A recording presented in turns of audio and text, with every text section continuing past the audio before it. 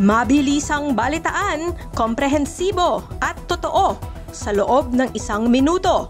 Simula na ang Diskurso Tidbits. Kiko Barzaga, suspendido ng 60 araw dahil sa disorderly behavior. Diskaya Luxury Cars, muling isusubasta sa December 5 sa mas mababang presyo. Zaldico, hinihinalang nagtatago sa Portugal. Pasaporte nananatiling aktibo dahil walang court order. Dole nagpaalala, 13th month pay dapat ibigay bago mag-December 24. End of an era. Japeth Aguilar, nagretiro na sa Gilas matapos ang 16 na taon.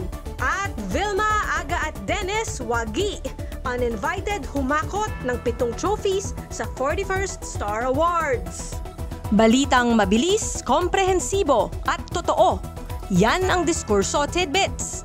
Basahin ang tungkol sa lahat ng yan at sa marami pang ibang nakatutuwa at makabuluhang balita sa diskurso.ph.